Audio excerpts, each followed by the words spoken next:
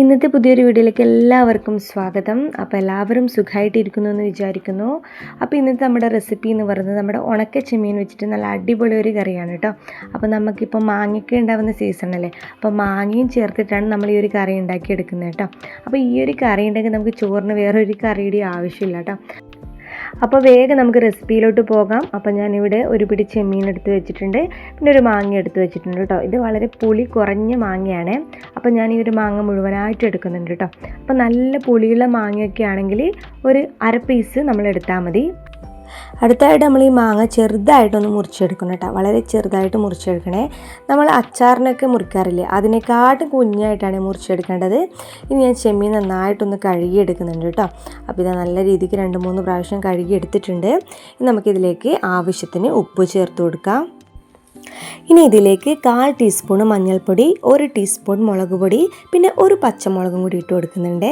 നമ്മൾ നേരത്തെ മുറിച്ച് വെച്ചിരിക്കുന്ന നമ്മുടെ മാങ്ങയും കൂടെ ചേർത്ത് കൊടുത്തിട്ട് നമ്മുടെ ചെമ്മീൻ ഇങ്ങനെ മുങ്ങിക്കിടക്കുന്ന രീതിയിൽ അല്പം വെള്ളം കൂടെ ഒഴിച്ച് കൊടുത്തിട്ട് നമുക്ക് വേഗം ഇത് അടുപ്പത്തേക്ക് വെക്കാം കേട്ടോ.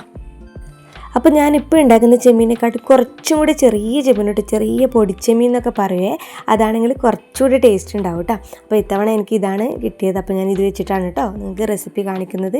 അപ്പോൾ ഞാനിതാ അല്പം വെള്ളം കൂടി ഒഴിച്ച് കൊടുത്തിട്ട് വേഗം ഇത് അടുപ്പത്തേക്ക് വെച്ച് കൊടുത്തിട്ടുണ്ട്.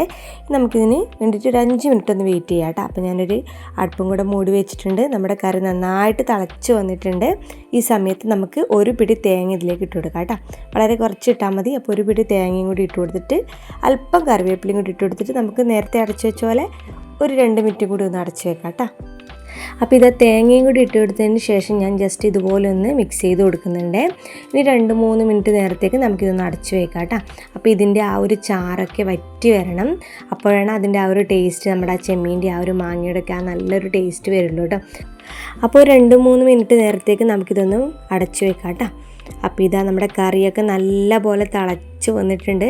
അപ്പോൾ ഇതാ അടുപ്പൊക്കെ എടുക്കുമ്പോൾ നല്ല മണമൊക്കെ വരുന്നുണ്ട് കേട്ടോ. ആ ചെമ്മീൻ്റെതും ആ മാങ്ങയുടെ ഒക്കെ ചേർന്ന് ആ നല്ലൊരു സ്മെല്ലില്ലേ, അതൊക്കെ വരുന്നുണ്ട് കേട്ടോ. അപ്പോൾ ഞാനിതാ ഈ ഒരു സമയത്ത് ഇതിലേക്ക് ഒരു 2 ടീസ്പൂണ് പച്ച വെളിച്ചെണ്ണയും കൂടെ ഒഴിച്ച് കൊടുക്കുന്നുണ്ട് കേട്ടോ. അപ്പോൾ ഈ ഒരു കറി മാത്രം മതിയിട്ട് നമുക്ക് ചോറിന് നല്ല ടേസ്റ്റാണ്. നമ്മൾ ഈ ചെമ്മീനൊക്കെ കുത്തിയിട്ട് ചമ്മന്തിയൊക്കെ ഇറക്കില്ലേ, അതിനെക്കാട്ടും ടേസ്റ്റാണ് കേട്ടോ ഈ ഒരു രീതിയിൽ ഉണ്ടാക്കിയാൽ. ഈ രീതിയിൽ ഉണ്ടാക്കുന്നവർ എന്തായാലും ഒന്ന് കമൻറ്റ് ചെയ്യണേ. ഉണ്ടാക്കാത്തവരുണ്ടെങ്കിൽ എന്തായാലും ഒരു പ്രാവശ്യമെങ്കിലും ഈ ഒരു രീതിയിൽ ഉണ്ടാക്കണേ കേട്ടോ.